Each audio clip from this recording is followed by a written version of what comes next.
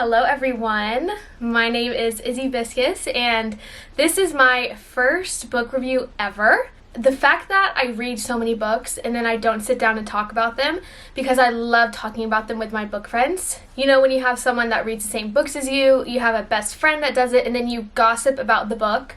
That's literally what I want to do. And I'm going to start off with the series that I just finished. It's just new on my mind, fresh on my mind. There's no reason why I picked this series to start off with and to start book reviewing. So I read the series The Cruel Prince by Holly Black, and I have some things to say about it.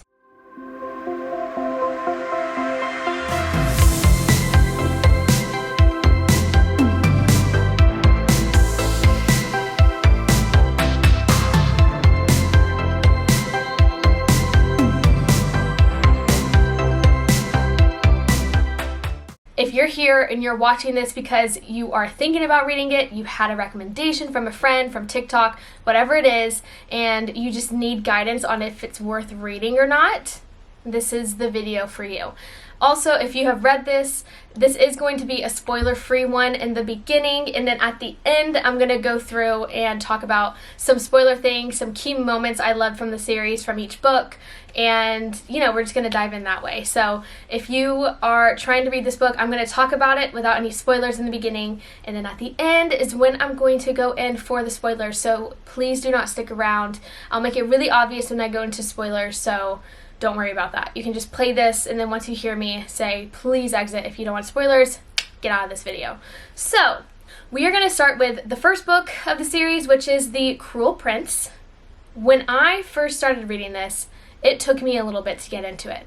I'm a Sarah J. Maas girly. I think Sarah J. Maas is a great foundation of what young adult fantasy is, or adult fantasy. I actually don't even know which one it enters. I know some people debate that it's young adult, some people debate that it's not, but it is more of a romance fantasy as well. This series is not a romance fantasy, so if you are looking for something that every other chapter or so, and you're waiting for the bantering between the main character and the hot broody guy, whatever it is that you like, whatever trope, enemies to lovers, friends to lovers, whatever it is that you like, this is not going to give you that fill, I would have to say. It is way more about the politics, it's way more about the world building, so I just want to say that right off the bat. And I knew that going into it, but I was still open-minded because I read the Throne of Glass series, and they kind of said the same for that. So Throne of Glass, it's an amazing, spectacular series, by the way. If you haven't read it and you go from A Court of Thorns and Roses to Throne of Glass is more world building, and it's more about the fantasy, and it's less about the love tropes. And you guys know, if you've read A Court of Thorns and Roses, it's more of a romance story. It is, so it's a little bit more romance fantasy. Throne of Glass, it has great, phenomenal romance. It actually has enough in it for me. Like, I actually think it is more of a romance, you know, but they say it's not a romance fantasy because it's a lot more plot building, world building, politics, whatever you have. I don't really want to compare the series to Sarah J. Maas because I don't think it was that good compared to that series, but it wasn't terrible. So the trope that you do have when you do have some romance is enemies to lovers. And now I have to say, in the first book, I didn't know who was going to end up together. I'm not going to say who is with who because there's a couple possible outcomes, and you'll read, once you start reading the book, you'll see that. But I was actually really surprised by how well the enemies to lovers was. I full on thought, there is no way that she's going to end up with this guy because of how mean he is and how just despicable and gross. Like, he is so rude and treats her like the scum of the earth, you know? And I have to say that this series was actually really good about the enemies to lovers trope. You don't get that many scenes of it within all 3 books. You don't get that many, but I have to say that the scenes that you do get are worthwhile. In the second book, The Wicked King, there was one scene where I was like, oh my gosh, like it was really great. It was really great. I was kicking my feet in bed and kind of screaming to no one but myself. I was like, you know when you get really excited about it. So there was one scene, but I had to say, there's about, I don't know the exact number, but with those scenes that make you kick around and stuff, it doesn't happen until like the second and third book. So the first book, not so much. Don't rely on there being kicking and screaming and, you know, things like that of the trope happening in the first book. And now, so going back to the first book again, before I go to the second book, the first book I didn't like as much. I really didn't. I think it was because of the politics and world building. I got pretty bored with it. It was pretty brutal to get through. But I also heard really great things about the second and third book and about the whole series in total, so I was trying to give it the benefit of the doubt, trying to stick it out to get to the end. I finally got to the end, and then what I did, I texted my book best friend, where we talk about all things books, and I said, I really did not like that first book. And I said, is it worth it? I had like a whole crisis where I'm like, should I finish the series? Should I finish the next 2 books? Because it just wasn't that good compared to some other things that I've read recently.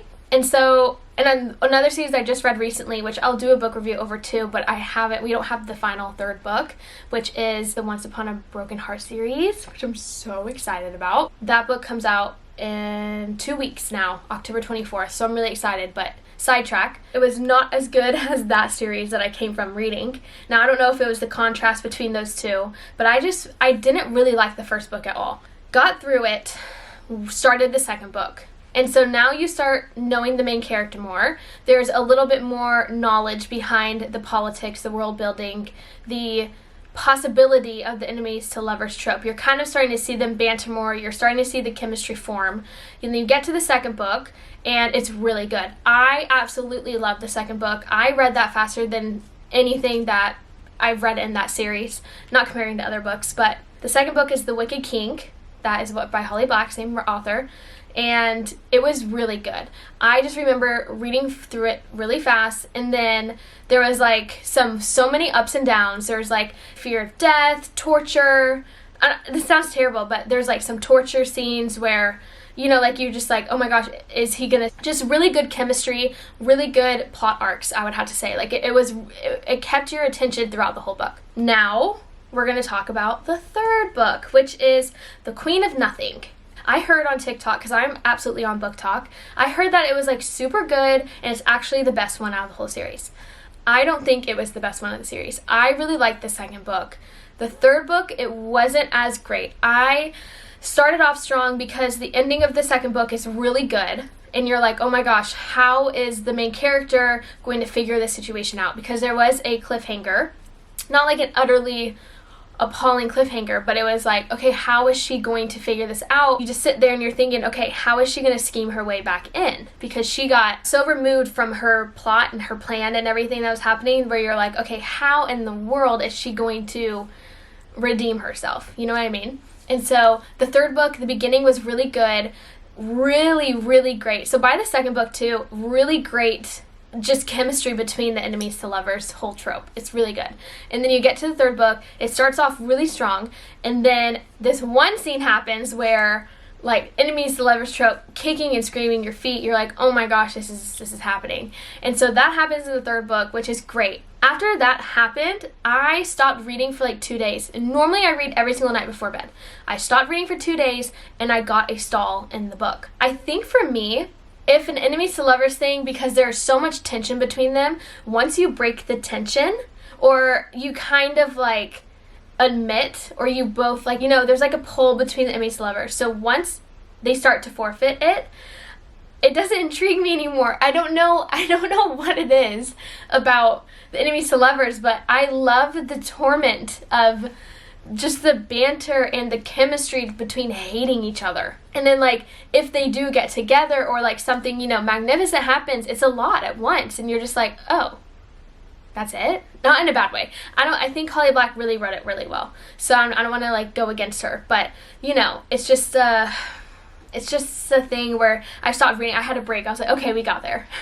We got to a point where the tether kind of broke a bit. And so that's what happened in the 3rd book. But see, that's the problem too. It took until the 3rd book for something like big to happen and magnificent to happen. The ending was great. I think the ending was really good. I'm not going to say if it was good or bad, but I think that it ended perfectly.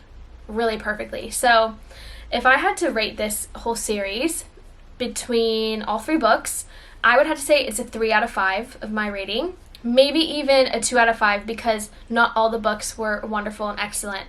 I'm like being really picky about this. I don't regret reading it. I had fun reading it, and I think it was sort of, a fun story, fun read, but I feel like the character development was really focused on the main character, and there weren't any other characters outside of that really had a lot of development. Now, I didn't read, there's like 2 other books that are in the story that are a couple novellas that went along with the series. I did some research into it because I didn't want to waste any more of my time after I finished the series. It just wasn't my favorite series. And so I just didn't want to waste more of my time with the novellas, because normally I feel like a good novella is supposed to give more character depth and to just really dive into more of that character arc, so that the ending, wherever the character ends up, you just kind of see the full story, or you see other sides to different characters. But I just heard that the 2 weren't really necessary to read, but I cannot say anything about it because I did not read it. So I don't want to put opinion on the novellas because I didn't read them. But this is me reading The Cruel Prince without the novellas also, by the way. So that's kind of how I would rate The Cruel Prince with no spoilers. So if you're going to go read it, I mean, who knows? You might even like it better than I did. I have a couple of friends who loved the series and it was phenomenal, so don't knock it till you try it. Go on Goodreads, don't just use my voice and my opinion. Go on Goodreads, go look at some of the reviews, don't do the spoilers unless you're one of those weird people who go and spoil the book for yourself, which is, I don't understand that. I have a couple of friends like that too, where they love to hear the spoilers so they know what they're going to get to, which is crazy. Not really, but you do you. That's how I would recommend it. So that is with the no spoilers. Now, this is the segment where I'm going to go through spoilers. I'm going to review the books with spoilers. So please, if you are watching this and you have not read the books and you want to skip past this, I'm going to be revealing spoilers and some scenes that happen. So please exit out. Spoilers are coming. I'm going to give it a minute to let everyone leave who needs to leave. My spoilers crew. So this is if you've read it already or you just like the spoilers. To each their own, whatever you want to do. So the first book, I don't honestly even want to get into the first book and talk about it because I just didn't like it. I really didn't like it as much. I think Jude started out really weird of her at the mortal world and then talking about fish sticks. I think it was weird, but also I think it was a good contrast to where they end up. It really is.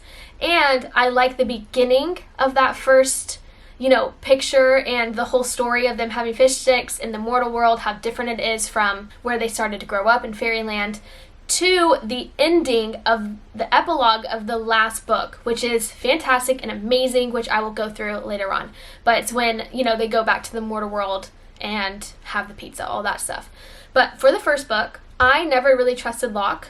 I did not like Locke at all, and I never trusted him, and I thought it was kind of crazy to me how Jude, kept kissing on him, and then the whole thing with Locke, trying to get with her sister, Taryn, and trying to make Taryn jealous of her, trying to find her loyalty. That was so weird to me. I just thought it was just weird.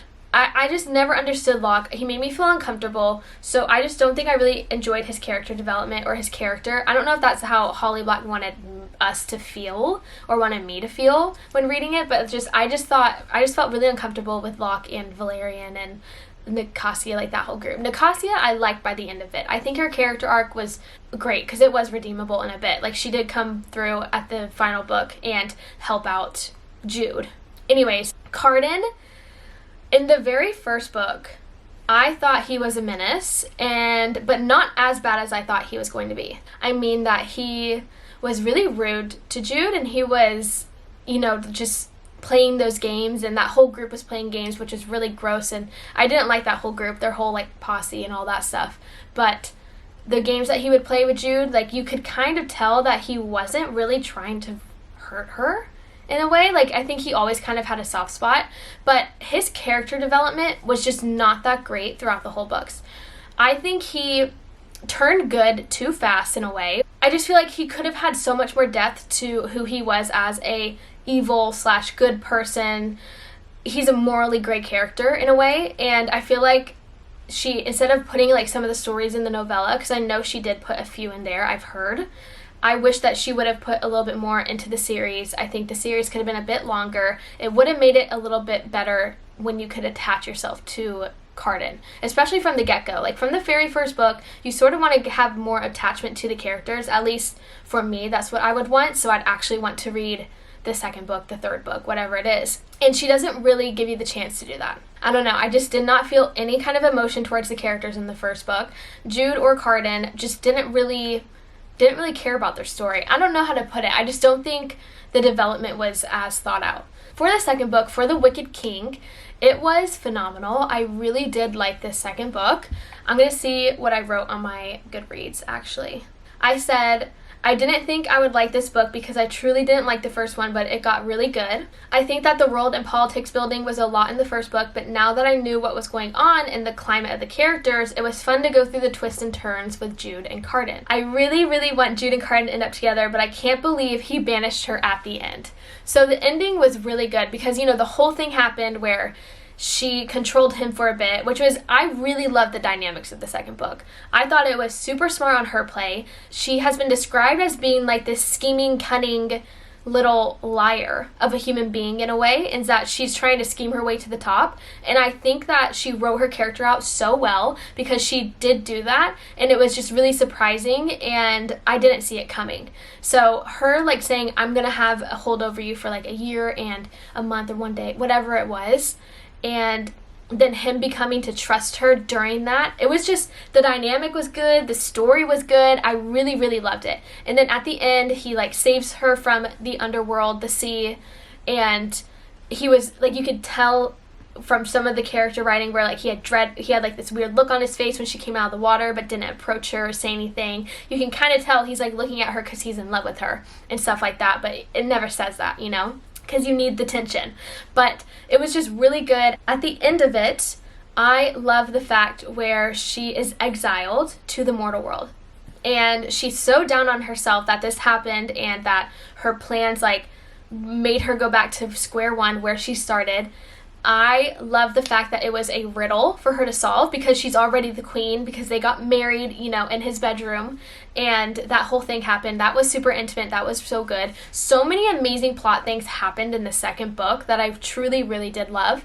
And then the third book came around and I thought it was going to be just as good. And then the whole book was really just waiting on what Maddox was going to do for the plot. That's how I kind of felt, like her father, the general, the one who was away and kind of exiled and left and took a lot of his army with him. That's how I felt like the book was. Like, it was just a lot of waiting and scheming in a way of like, okay, what are they going to do when this happens? And then Jude going into their camp and then helping Taryn, and then Carden coming to save her. Like, it was very typical in a way. I think the second book was so good because the plot was really good. It was very different than what I've read before. Just the queen having a hold over him, them actually falling in love with each other, where, you know, she lets him go with free will unless she's queen, and then him exiling her and then like playing on his word saying, you know, only until a queen or king will take back the exile. And she, little did she know that she could have just walked back and done it herself because she's the queen. And it's just like super smart. And the fact that Carden wrote letters to Jude, like in the mortal world, and she didn't get those and see those. It reminded me a lot of The Notebook. I love that aspect of The Notebook where he would write for her for 365 days, and then her mom would take the letters and keep them and not show Allie, I think her name is, Allie in The Notebook, which I really liked. I just like that idea of, you know, you're putting your love out there and your wittiness and, you know, trying to get the girl back, but then she's not receiving the letters, so then there's that tension and that, you know, like, what do you mean you wrote for me every single day? Like, I didn't get them. But anyways, really good at the beginning. And then by the end of it, it was sort of out of the bag, you know, like it was sort of out there, where when Carden broke the crown, the blood crown, and then he turned into the serpent and stuff, I actually guessed it once they kept repeating the oracle and what the prophecy said of Baphomet, I think his name was, of the astronomer, saying like what the stars said when Carden was born. And it said, like, only through blood, his blood, will a great leader rise. And so I knew it. I knew from the beginning. I'm like, okay, you just got to kill the snake. It doesn't actually kill him. And then Maddox trying to scheme again. But the thing is like Maddox scheming at the very end, it should have been more epic to where you're like, oh my gosh, like he tricked us. Like, he tricked me, you know? But the way Holly kind of wrote it in a way where it just wasn't that tricksy. It was very subdued for Maddox, for his character. It was subdued for Jude. it just wasn't as great as I thought it would be. So that's sort of my take on it. I said for the Queen of Nothing review on my Goodreads, not as good as the second book, but I really enjoyed the ending. Not my favorite series, but I really liked the last part of the epilogue when they all went back to the mortal world and had pizza. I think it was a great end to the series and really showed the contrast of Jude and Cardan from the very first book, because Cardan would not even dream or think about stepping into the mortal world because he was, raised to hate mortals, hate human beings. And so the whole development between Jude and Cardan, and how Jude is the human, Cardan's the fairy, like the one with the powers, and Prince Cardan. The fact that you start in the mortal world with Jude, and then, her parents get slayed, her sisters go with Madoc, go to the fairyland, and then to end with her most hated enemy from the first book to be absolutely in love with her, and for her to be the queen of fairy too, and both of them, like the king and queen, like King Cardan and Queen Jude, them together in the mortal lands having a pizza party, that I just feel like is a really 360, and it's a happy ending that you sort of want. I thought it was really great. Also, once Cardan got released from the snake and she killed him and they hugged and stuff, and then they came back and they had to doll up for the council members, all that stuff, I was so frustrated with it because being the romantic person I am with my romance books, I wanted Jude and Cardan to have their whole bashing where they talk about how much they miss each other and loved each other, and the devouring and just being honest about their feelings and heart and all that stuff. But they went back to politics, which I had to remind myself, well, that's the book. It was more politics fantasy than romance fantasy. And so I just sort of figured that I don't really like politics fantasy as much. I like a good mix of each. I enjoyed it. I mean, it wasn't terrible. The second book was really good. I thought it was really good. And Cardan just isn't my cup of tea in a way. I just can't get over my Sarah J. Maas men. I can't get over, or my Stephanie Garber men. I can't get over Legend, Jax, Rhysand, or Rowan. I can't get over those boys, okay? And Cardan, he was just he honestly reminds me of Timothée Chalamet in a way, which isn't a bad thing. I think Timothy's really cute, and nothing bad against Timothy, but he was very much a soft boy in a weird way. He's supposed to be evil and mean, but he was very professional and elegant with his words and stuff like that, and he just wasn't in a way. I don't know how to describe it. I really did like Jude a lot, but not my favorite character, not my favorite main character. So again, I'm just really biased with some of the other books I've read. That is my full review of the Cruel Prince series. I hope you enjoyed it, and I normally don't do things like this. I want to start doing things like this because I do love reading, and I just want to talk about it and talk about my thoughts about the books and share it with other people so that other people will find it and you can enjoy the journey that I just went on. So the next book review that will be coming is Once Upon a Broken Heart series. I'm so excited to review that because I loved that series so much, and I'm so nervous to how it's going to end. So I'll be back with that, and I also will be back with more vlogs. I do lifestyle vlogs as well, so those are posted on Thursdays. Every Thursday at 10 a.m. EST time, I'm on the channel and posting a new lifestyle vlog wherever I am in the world. Currently, I'm in London. In 2 weeks, I'm moving home from my master program that I've been doing in London, so I will be back in Georgia. So I'll have some Georgia vlogs coming back up where I am. And yeah, love you all. Thank you so much for clicking the video, and if you liked it, please go down, subscribe, comment what you think about The Cruel Prince. Try not to do too many spoilers unless you do spoilers below and then comment them, but try to keep this a safe space for people who have not read the series and they don't want spoilers. Bye everyone, I will see you on the next vlog.